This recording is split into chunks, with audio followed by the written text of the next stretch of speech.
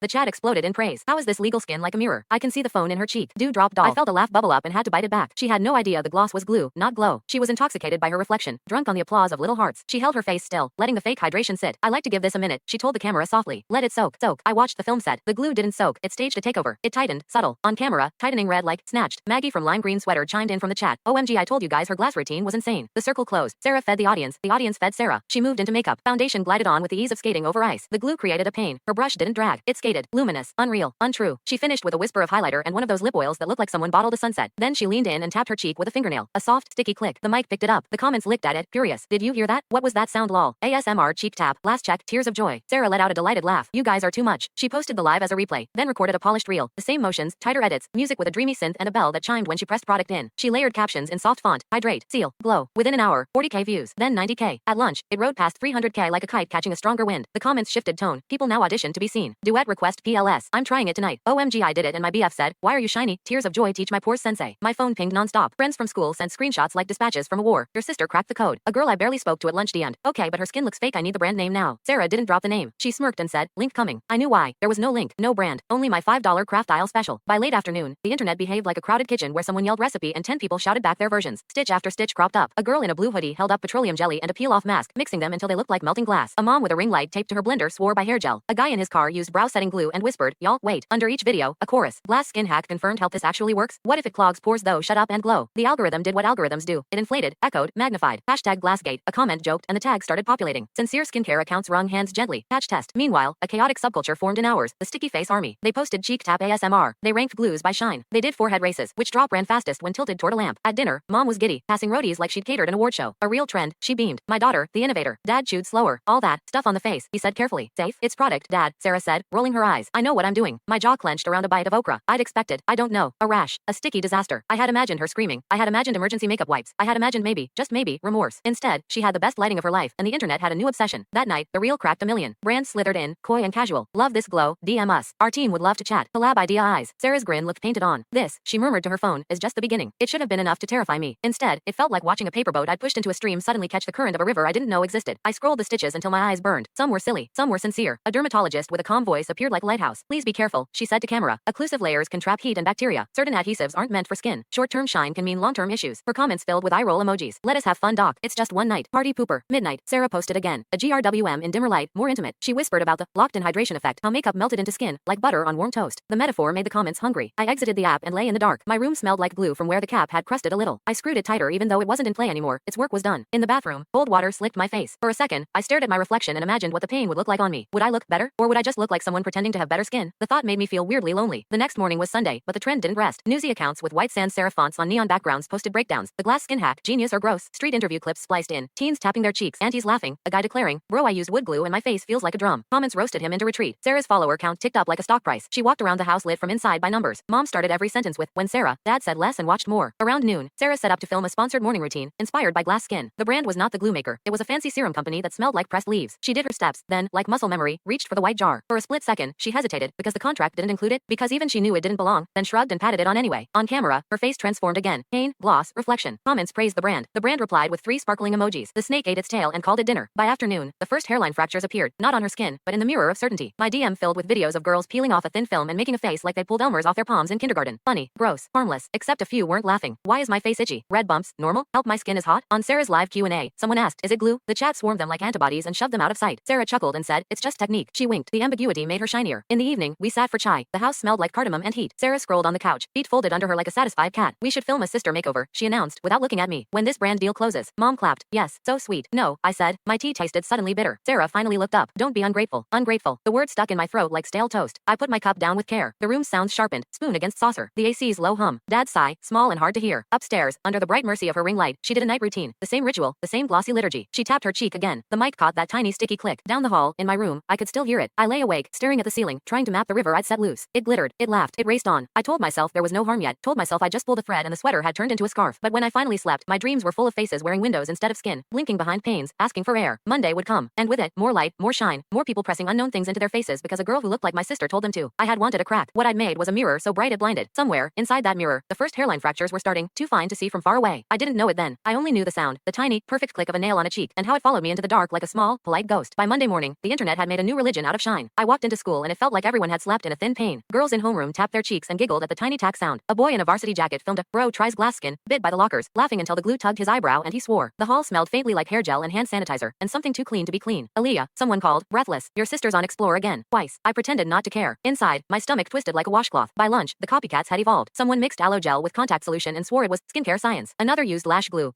because she said it dried fast and glossy. A freshman girl whispered to her friend that her mom tried it and looked 10 years younger in pictures. Pictures. Always pictures. On the bus home, a toddler's mom scrolled a parenting group where people argued in threads. Harmless fun versus what are we teaching our kids? Under every warning, 3 comments joked, let us be shiny in peace. When I got home, Sarah wasn't a person. She was a broadcast tower. Every room glowed with a different, slightly delayed version of her face. The living room TV played a morning show segment. 2 hosts with caffeinated teeth debating the glass skin trick. The co-host tapped her cheek, click, and said, low-key obsessed. The Chiron read, sticky or sickly. The viral glow hack. In the kitchen, mom chopped cucumbers like applause. Do you see? Do you see? She waved her knife at the TV. This is momentum. Dad rinsed a mug and watched in the reflection of the window. He didn't say anything. Silence had become his new language. Upstairs, Sarah was in war room mode. Laptop open. DMs bursting. Email tab blooming pop-ups like white flowers. Look, she squealed when I passed her door. Management agencies want discovery calls. Brands are sending boxes. Someone from a magazine reached out. On her screen, I read the subject lines. Loved your glass routine. Can we send PR? Editorial. How one creator redefined glow. Urgent. TV hit tomorrow. My heart dropped like a glass falling in slow motion. She opened an email from a serum brand I'd seen at Sephora once. The kind in heavy bottles that clink like coins. We're obsessed. Your glow story aligns perfectly with our upcoming campaign. Your glow story. I repeated, tasting the words like a bad orange. Since when is glue a story? She didn't hear me. Or she did and chose not to. She swiveled to her shelf and began rearranging products by height like a general moving troops. I need to shoot a flat lay. Clean, minimal, aspirational. Where's my cloud backdrop? Mom appeared with a tray of cut fruit like a stagehand. Don't forget to tag the brands. Beta. Gratitude matters. Always. Sarah sang, already typing captions with both thumbs. Hydration is a lifestyle. Seal in goodness. Babes. Glow that tells a story. I wanted to say, the story is me. I wanted to say, the story is a $5 bottle from a craft bin. I said nothing. I stood there and watched the machine assemble itself. The doorbell rang. A courier handed over a stack of boxes so high he had to peep around them to walk. Unboxing time. Sarah's fingers sliced tape like ribbon. Glass clinked. Tissue paper sighed. The room filled with the powdery smell of new things. She held up a frosted bottle and squealed. Her followers squealed with her. In the comments, someone asked for the ingredients of the mystery step. Trade secret. Sarah winked. The coyness itself became content. People made memes of her mouth forming secret. Someone said it to a song. By evening, even the serious skincare people had to engage. An esthetician I liked, calm voice, soft sweaters, posted a gentle, firm video. Please stop applying adhesives to your skin. We can simulate glow with safe occlusives. Her comments filled with derision and also with confessions. I did it, and my skin feels tight. I'm red around my nose. Normal? Should it burn? Sarah stitched the video with a neutral face, then said, I only share what works for me, and smiled like a disclaimer dressed for prom. I went to my room and shut the door. My hands shook, not with guilt, that hadn't arrived yet, with a terrible exhilaration. I had wanted a bruise and I'd started a parade. How do you stop a parade without getting run over? I opened a blank message to the esthetician. Hi, there's something you should know. I stared at the screen until the words curdled. If I told, it would burn everything. Sarah would know. My parents would know. The internet would eat me and ask for seconds. I closed the app. Instead, I opened a burner account. The username looked like it had fallen off the back of a truck. I commented under one of Sarah's videos. What if it's glue grimace? The reply arrived in seconds, as if the internet has nerves. Hater alert. Jealous little sis energy. Mods? The comments sank under the boil of hearts and sparkles. The next day, our house turned into a set. A freelancer came to consult on content strategy. She spoke in pixels. There's a clear arc here, she said, tapping a whiteboard. Accidental discovery, right pointing arrow, community obsession, right pointing arrow, brand alignment. She looked at me the way media people look at plants. Pleasant, decorative, not in need of conversation. She suggested a catchy hashtag for Sarah's followers. Hashtag Team Glass. They printed it on a tote minutes later with a little icon of a mirror. Sarah posed with it. Cheek tapped, click. The click had become its own sound effect. My DMs kept filling. Classmates asking for samples, relatives forwarding news pieces. Is this your sister? Mashallah. And one guy from math who sent, so like what's the secret ingredient? I'll trade you my physics notes. I typed Elmer's and deleted it. A blessing from the skincare gods, I wrote instead. He replied with a crying laugh emoji and a heart, which felt like a theft I hadn't planned on. At dinner, Dad finally tried. He set down his fork and said, Sarah, maybe, slow down. Read the comments that aren't hearts. Sarah took a sip of water and smiled. It's content, Dad. People always have opinions. I'm helping them. Helping them do what? I asked before I could stop myself. She shrugged. Feel pretty. Silence dragged a chair up to the table and sat with us. Later, in the hall, Dad stopped me with a hand on my shoulder. You look tired, he said. Everything okay? Fine. I lied. My chest felt like a drawer stuffed too full. Every breath snagged on edges. That night, Sarah filmed a sleepover glow live with 2 creators who appeared on screen in separate pink squares. They laughed like champagne, traded tips, swore by the pain. The chat scrolled so fast it blurred. A top comment sat pinned. It doesn't matter what it is. It's art. When the live ended, Sarah sent a voice note to Mom from 10 feet away. We need a nicer background. The wall behind my vanity needs a color. Something that photographs clean. Mom typed back as if they were across an ocean. Yes, beta. Tomorrow. And tomorrow came. A pale eggshell paint turned the room into a clinic. The vanity lights reflected off it like rumor. 2 more boxes arrived. PR teams wanted to activate. One suggested a meet and greet at a mall with a cheek tapping booth. Another pitched a palette called Glass House. Every shade looked like dew. Somewhere around noon, I started laughing. Not big laughter. A little frantic sound that escaped because there wasn't enough space inside. I went to the bathroom and let cold water talk sense to my face. My reflection looked like it hadn't slept in a week. Under my eyes, tiny moons. I thought about telling the truth and immediately pictured the aftermath. Sarah screaming, Mom crying, the internet posting my face beside a glue bottle, captions calling me psycho, demon, icon, villain, saint. Fame is a coin that flips and cuts your fingers either way. So instead, I tried to steer without touching the wheel. I sent a long anonymous tip to a news page that liked debunking trends. Think adhesives, think craft supplies, please warn people. They posted a cautious piece. It got half the likes of a cat video. The comments divided like cells. Fear mongering, my cousin cousin's cousin got a rash. Lol, everything causes cancer. Let us glow. By evening, the brand deals were real. Contracts, EDFs, clauses where lawyers hid sharp teeth in soft words. Sarah signed with a digital stylus like a sci-fi queen. To new chapters, she whispered to the front camera, blinking a glass of sparkling water against nothing. Her follower count hit a number that made my mouth go dry. Mom danced in the kitchen while the roadie puffed. Dad washed the same plate twice. I couldn't sit with them. I went outside and let the night air push cool fingers under my shirt collar. The neighborhood smelled like wet grass and dinner. Somewhere, a TV laughed. An Uber rolled past, blue light leaking from its app map. My phone vibrated. Ashley, babe, are you seeing this? Your sister is everywhere. Also, random, but my cousin tried the thing and her face is itchy. She says it's fine though, OMG. I typed, tell her to stop. She sent a heart and a sparkle. The language of approval didn't leave room for warnings. Back inside, Sarah was filming a my DMs video, reading praise as if it were scripture. She teared up a little at a message from a girl who said, I've never felt pretty until I shined like you. Sarah put a hand on her heart. This, she whispered, is why I do it. I sat on the floor outside her door, back against the wall, listening to the muffled click of her cheek and the chorus of strangers telling her she was saving them. I pressed my own fingernail to my face. No sound. My skin felt like skin. I wanted to rewind to the moment in front of the vanity and tell that version of me to stop. I wanted to push the jar back into place and swallow the idea like a bitter pill. I wanted to be small again, safe in the shadow of her glow. But I also wanted what I felt when I smoothed the surface of the glue. Control, power, a lever and a hinge. Downstairs, the TV moved on. The newscaster's voice jumped to weather and then to a segment about birds migrating early. Life kept happening. The trend kept trending. My breath went in and out, proof that I hadn't vanished completely into someone else's storyline. In the morning, a blue check DM landed like a stone in a still pond. A late night show. We'd love to have Sarah on to talk glass skin culture. They used capital letters like gifts. Mom shrieked. Sarah cried for real. Dad watched the ceiling as if it might have answers written there. And me? I stared at the message until the words doubled. Glass skin culture. A culture built on a lie so shiny everyone squinted and smiled. I had started a joke. The joke had become a chant. The chant had become an anthem with a sponsor. I closed my eyes and saw the white jar again. Not under the vanity lights, but under a spotlight, on a pedestal, with people filing past to take pictures. I opened them to the sound of Sarah laughing into her phone, and Mom saying, proud, over and over, like she was afraid the word might run away if she didn't keep it on a leash. Somewhere, I told myself, a crack is forming. Maybe in a week, maybe tomorrow, maybe right now, too small to see yet. I didn't know how to feel about that. Hopeful, horrified, both sat side by side, breathing down my neck like twin ghosts. When I finally fell asleep, the last thing I heard was not the click of a nail on a cheek. It was the quick, eager ping of another email arriving, announcing itself like a drum. Subject, partnership opportunity, let's make it shine. It started small, a bump near Sarah's jawline, barely visible under foundation, but I saw it. I always noticed things she didn't want me to. She caught my stare in the bathroom mirror. It's just hormonal, she said quickly, smearing concealer over it like paint on a wall crack. Everyone breaks out sometimes, but Sarah wasn't. Everyone. Not in her head. Not in the head of a million followers chanting glass goddess under her posts. The next day, there were two bumps, a faint rash creeping red across her temple. She angled the ring light softer, slapped on a smoothing filter, and kept filming. Her comments didn't notice, or maybe they did and worshipped anyway. Glow Queen never misses. Even her pores look rich. Teach us, mother. I wanted to laugh, but the sound caught in my throat, because the truth was out there, spreading like wildfire, people all over the world slathering their faces with glue, not just for a TikTok, but overnight, for dates, for school, for work, and not everyone's skin was quiet about it. On Twitter, a girl posted pictures of red welts, captioned, tried the hack, my skin hates me loudly crying replies split into two armies. Patch test, babe. That's fake. Don't ruin Sarah's representative. Same thing happened to me. Doctors started weighing in. Dermatologists with serious eyes sat in offices saying words like allergic reaction, barrier damage, chemical burns. Their warnings went viral too, but mostly as punchlines. Reaction videos mocked them. Okay, Dr. Fun Killer. Meanwhile, Sarah kept smiling. Her face, under layers of makeup, was peeling. I saw the flakes on her pillowcase when I passed her room. She locked the door more often now. She carried concealer in her pocket like a security blanket. One night I walked past and heard her crying. Not loud, not dramatic, just tiny broken sounds, smothered under the buzz of her ring light still humming on. The next morning, she filmed a no makeup morning reel, captioned, confidence comes from within two hearts. Confidence, filters, foundation, lies. But the internet didn't care. If anything, the desperation made them love her more. A hashtag trended. Hashtag glue girl. At first it was worshipful. People painted fan art. They tagged her in edits set to moody pop songs. Then it turned. A late night host made a joke. Back in my day, kids sniffed glue. Now they moisturize with it. The audience howled. Sarah's clip played behind him, face gleaming like plastic wrap. The comments on her posts shifted tone. Is her skin okay? Still glowing or is that rash? Lol hashtag glue face. Sarah tried to laugh it off, posting, if being glossy is wrong, I don't want to be right zany face. But her eyes looked tired, red around the edges. At home, tension thickened. Mom defended her like a publicist on retainer. Ignore the trolls. Beta. Jealousy is ugly. Dad finally snapped. She's hurting herself. And others. Sarah stormed upstairs, slamming the door so hard the fairy lights trembled. And me? I sat in the silence that followed, stomach hollow, heart racing. This wasn't a prank anymore. It wasn't even revenge. It was a wildfire I couldn't control. A wildfire I had lit. It didn't come out the way I imagined. No dramatic speech. No perfect setup. No camera zooming in as I ripped the mask off Sarah's empire. It just slipped. We were in the middle of another family argument. Sarah had just stormed downstairs after Dad suggested, again, that she see a dermatologist. Her cheeks were inflamed, makeup cracking over angry patches, but she still had her phone in hand, still ready to go live, still defending the hack. People are jealous. Mom shouted, slamming a pot on the stove. They see you shining and they want to drag you down. Shining? Dad snapped. She's burning her skin off, and kids out there are copying her, getting hurt. Sarah whirled on him, eyes blazing. You don't know anything about skincare, or influence, or success. You're just bitter because I'm the only one in this family people care about. Her words landed like knives, and something inside me cracked. I laughed, sharp, ugly. Success? You're smearing glue on your face. The room went silent. Dad's fork clattered onto his plate. Mom froze, eyes darting between us. Sarah's jaw dropped, lips parting as if I'd slapped her. What did you just say? She whispered. You heard me. My voice shook, but I didn't stop. It's glue. It's been glue this whole time. I switched it. Your glass skin hack, your big secret, was a craft bin prank. Sarah went pale, the redness of her rash standing out like war paint. Mom gasped. Aaliyah. I pressed on, years of swallowed words pouring out like floodwater. You mocked me, treated me like trash, made me feel invisible, and everyone worshipped you like some skincare saint. So yeah, I switched your cream, and you didn't even notice, because you're too obsessed with yourself to see anything real. For a second, the only sound was Sarah's shaky breathing. Then her voice cracked into a scream. You ruined me. Her phone slipped from her hand. It landed on the floor, still recording, still live. The comments poured in instantly, a flood of emojis and disbelief. Wait, is this real? Her sister switched it? No wonder my my face itched. TF. Legendary sibling revenge. Sarah lunged for the phone, but it was too late. Thousands of people had already clipped it, screen recorded it, reposted it. My words were everywhere. By midnight, Gluegate trended worldwide. Half the internet called me cruel, jealous, a monster for ruining my sister's career. The other half called me iconic, a savage, a hero for exposing influencer lies. Memes sprouted overnight. My face photoshopped with a glue bottle. Captions reading, "The real chemist of TikTok." At home, chaos reigned. Sarah locked herself in her room, sobbing between furious voice notes to her manager. Mom alternated between screaming at me and begging me to delete what couldn't be deleted. Dad sat in silence, staring at the table like it held answers. Me, I curled up in bed, staring at the glow of my phone, watching my secret mutate into a spectacle, watching strangers debate whether I was evil or genius, watching the empire I'd cracked collapse in real time, and knowing there was no way back. The morning after the live felt like waking up in the wreckage of a storm. Not outside. Outside the sky was calm, blue, ordinary, but online, it was chaos. Sarah's name trended beside mine. Hashtag Glueface and hashtag Savage Sister duked it out on the same feed. Reaction videos dissected my confession frame by frame. One creator put ominous music over Sarah's scream, "You ruined me," and it went viral on its own. Another called me the Joker origin story. Someone else called me the truth teller we didn't deserve. Sarah's career collapsed overnight. Brands that had been fighting to send her boxes quietly ghosted. The manager she bragged about blocked her number. News sites ran headlines like, "From glow to glue, the fall of an influencer." Memes painted her face glossy and distorted. Captions like, "When self-love comes in a squeeze bottle." At school, everyone stared at me. Some with awe, some with disgust, some with the kind of curiosity usually reserved for zoo exhibits. Ashley whispered, "You're literally famous now," like it was a compliment. But fame felt strange. I hadn't asked for it, yet here it was, clinging to me like static. My DMs filled with thousands of messages. Half called me evil, half called me iconic. Both halves wanted more. At home, Sarah barely left her room. When she did, her face was bare, raw, peeling, scarred. She avoided mirrors. She avoided me. Once, I heard her sobbing to Mom, "They'll never forget. I'll always be glue girl." Mom tried to comfort her, but her words were thin. Even she couldn't unburn the internet. Dad, meanwhile, said little. One night, he put a hand on my shoulder and murmured, "You shouldn't have done it, Aaliyah," but maybe she needed the truth. The strangest part? I had followers now. A cult audience who called me a legend for tearing down influencer culture. Fan accounts popped up. Profile pictures of glue bottles with my name in the bio. Comments under my old posts. Mother of chaos. Queen of truth bombs. I didn't know whether to laugh or hide. And yet, there was a dark thrill in it. For the first time, people weren't ignoring me. They weren't praising Sarah while I stood in the shadows. They were looking at me, listening to me. Even if half of them hated me, at least they saw me. Weeks later, Sarah's vanity was stripped bare. No glowing bottles, no serums lined up like soldiers. Just dust, tangled wires, and an empty mirror. One afternoon, passing her room, I paused in the doorway. The shelves were empty. The fairy lights sagged. And on the dresser, sitting alone like a trophy, was the little bottle of clear glue. No creams, no serums, no shrine, just glue. I stared at it, and for the first time since everything blew up, I laughed. Not mean, not triumphant, just tired. Because in the end, the empire my sister built had come down to the same cheap bottle I pulled from my craft bin. And somehow, that felt like the truest thing of all.